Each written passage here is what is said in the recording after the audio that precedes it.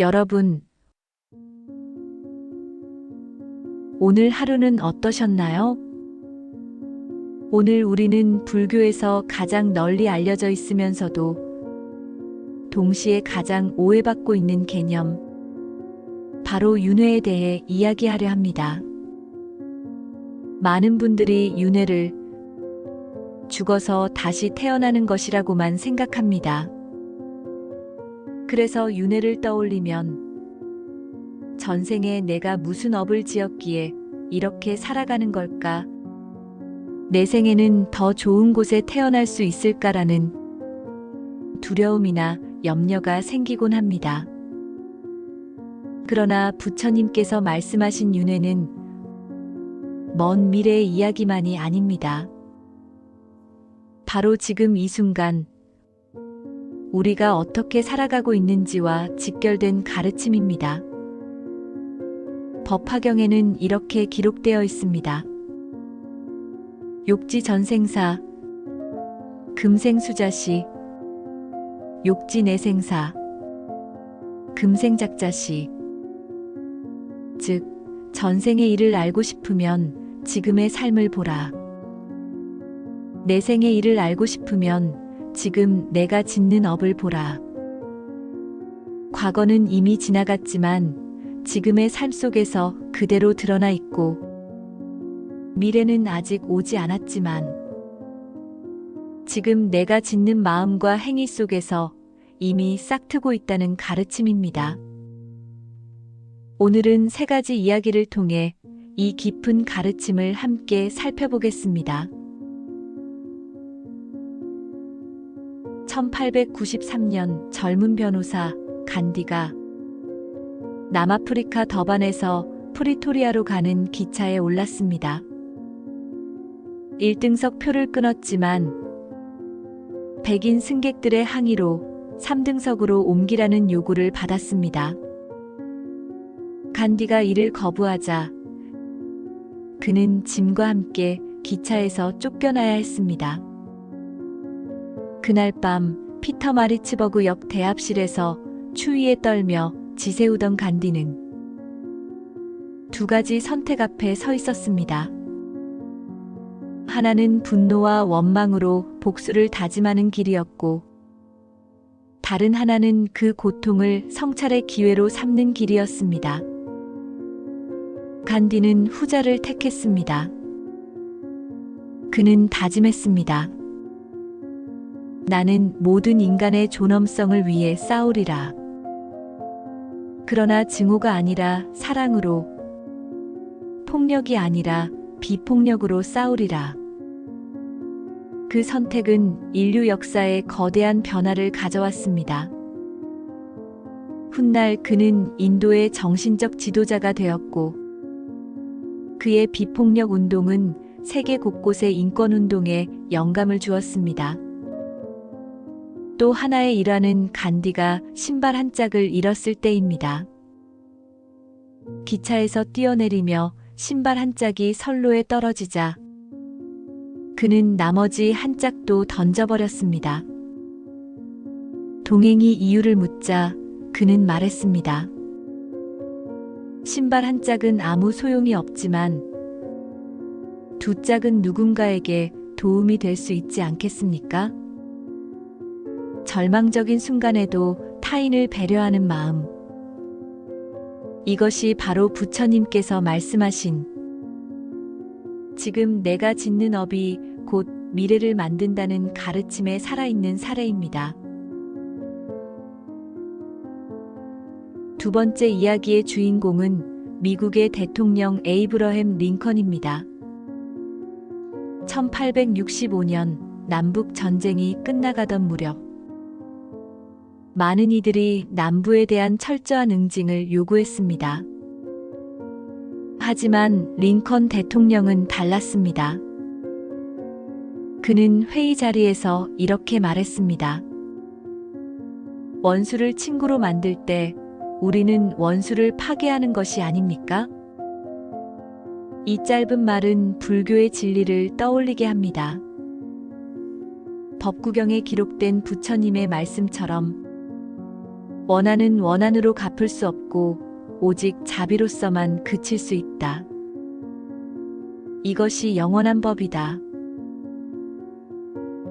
링컨은 실제로 남부군이 집으로 돌아가도록 허락했고 처벌하지 않았습니다. 심지어 농사를 지을 수 있도록 말과 도구까지 가져가라 했습니다. 그 결과 전쟁은 빠르게 종결되었고 원수였던 남부인들은 오히려 링컨의 관용에 감동하여 존경심을 가지게 되었습니다. 자비로운 선택이 곧 평화와 화합이라는 결실로 이어진 것입니다. 이것은 업이 먼 미래에서만 작용하는 것이 아니라 지금 이 자리에서 바로 열매 맺는다는 사실을 보여줍니다. 이제 마지막으로 소개할 이야기는 중국 당나라 시대 선종의 육조 해능대사에 관한 일화입니다. 어느 날 해능대사가 길을 가다 절 앞에 이르렀습니다. 절 마당에 커다란 깃발이 바람에 펄럭이고 있었고 그 앞에서 두 스님이 열띤 논쟁을 벌이고 있었습니다. 한 스님이 말했습니다. 보시오. 깃발이 움직이고 있습니다. 그러자 다른 스님이 반박했습니다. 아닙니다. 바람이 움직이는 것입니다. 깃발은 바람에 의해 움직일 뿐입니다. 첫 번째 스님은 다시 주장했습니다. 그렇다면 바람이 없을 때도 깃발이 움직이는가? 분명히 깃발이 스스로 움직이는 것이요. 두 번째 스님도 지지 않았습니다. 바람이 불지 않으면 깃발이 어떻게 움직이겠습니까? 바람이 움직이는 것이 분명합니다. 두 스님은 한참 동안 논쟁했지만 결론을 내리지 못했습니다. 그때 지나가던 해능대사가 조용히 다가와 말씀했습니다. 두 스님 모두 틀리셨습니다. 깃발이 움직이는 것도 아니고 바람이 움직이는 것도 아닙니다. 바로 그대들의 마음이 움직이고 있는 것입니다.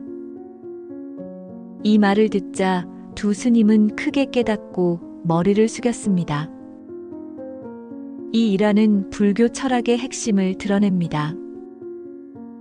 세상의 모든 현상은 고정된 실체가 아니라 인연과 조건에 따라 생겨나는 것일 뿐입니다.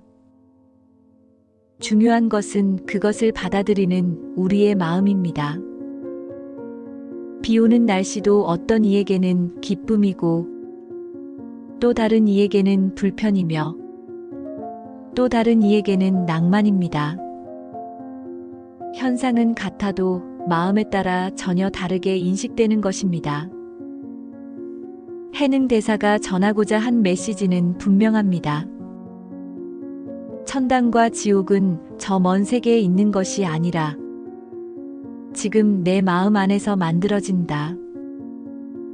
탐욕은 악의도가 되고 분노는 지옥도가 되며 자비로운 마음은 곧 보살도가 됩니다.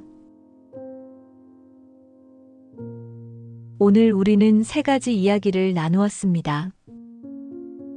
간디의 선택, 링컨의 자비, 해능대사의 깨달음. 이 모든 이야기가 전하는 메시지는 하나입니다. 윤회는 먼 훗날 다시 태어나는 이야기가 아니라 바로 지금 이 순간 우리의 삶 속에서 일어나고 있다는 사실입니다. 화가 치밀면 그 순간이 지옥이고 탐욕에 사로잡히면 악의도이며 자비를 내면 보살이 되고 지혜를 내면 곧 부처님의 마음을 따르게 됩니다. 법화경의 말씀처럼 전생의 일을 알고 싶으면 지금의 삶을 보라. 내생의 일을 알고 싶으면 지금 내가 짓는 업을 보라. 작은 미소, 따뜻한 인사, 분노를 참는 인내, 어려운 이웃을 돕는 실천. 이 모든 것이 모여 우리의 윤회를 바꿉니다. 윤회란 멀리 있는 것이 아니라 매 순간 내가 어떤 마음을 내느냐에 달려 있습니다. 간디의 결단, 링컨의 자비, 해능 대사의 깨달음이 모두 그 사실을 증명합니다. 그렇다면 이제 우리의 몫은 분명합니다. 전생을 탓하지 않고 내 생을 두려워하지 않고 바로 지금 이 순간을 새롭게 살아내는 것입니다. 아침에 일어나 창문을 열며 맑은 공기를 들이쉴 때 그 순간이 곧 새로운 윤회의 시작입니다. 가족에게 건네는 따뜻한 인사 한마디가 곧 극락을 여는 열쇠가 됩니다. 직장에서 만나는 동료에게 미소로 화답하는 순간 이미 우리는 부처님의 가르침을 실천하고 있는 것입니다. 혹시 누군가가 나를 힘들게 하고 억울한 말을 던질지라도 그때 분노로 맞서는 대신 자비로 바라보는 순간 우리의 윤회는 새로운 방향으로 나아갑니다. 작은 인내 하나가 우리의 삶을 바꾸고 세상을 바꿉니다. 법구경에는 이런 말씀이 있습니다. 선한 일을 작다고 하지 말라. 물방울이 모여 큰 바다를 이루듯 작은 선행이 모여 지혜의 삶을 완성한다. 그렇습니다. 거대한 깨달음은 멀리 있는 것이 아니라 지금 이 순간의 작은 선택과 실천 속에 숨어 있습니다. 매 순간을 소중히 여기고 작은 선을 쌓아가는 것. 그것이 곧 윤회의 길을 바꾸는 수행입니다. 여러분, 우리가 오늘 함께 나눈 가르침이 단순한 이야기에 머물지 않고 삶 속에서 살아 움직이는 지혜가 되기를 기원합니다. 여러분의 가정에는 평화가 가득하기를, 부모와 자녀 사이에는 따뜻한 사랑이 흐르기를, 이웃과 사회에는 서로를 이해하는 자비의 빛이 퍼지기를 서원합니다. 그리고 무엇보다 여러분 한 사람 한 사람의 마음속에서 부처님의 지혜와 자비가 꽃 피어나기를 간절히 기원합니다. 윤회의 수레바퀴는 쉼없이 돌지만 그 바퀴를 어떻게 굴릴지는 바로 우리의 선택에 달려 있습니다. 자비와 지혜의 길로 굴리면 매 순간이 곧 해탈의 길이 됩니다. 오늘 이 가르침이 여러분의 마음에 작은 씨앗이 되어 일상의 자리에서 자비와 지혜로 자라나기를 서원합니다. 여러분 모두 항상 평안하시고 언제 어디서나 부처님의 광명이 함께하기를 기원합니다. 나무 아미타불.